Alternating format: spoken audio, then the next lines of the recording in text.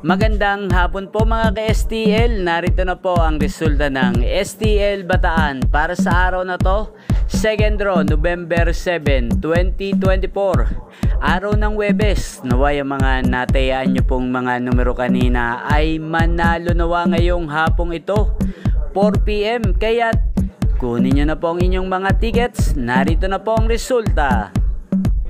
Para po sa STL Bataan second draw result, 4 PM ang mga numerong nanalo, 19 at 39 in exact order sa lahat po ng tumaya kanina para sa second draw ng 19 at 39.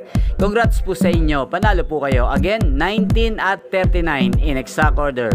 Shoutout po ngayong oras na to shoutout po natin si Ate Bamba. Ate Bamba, shoutout po sa iyo. Naway manalo ka na sa STL ngayong araw na to.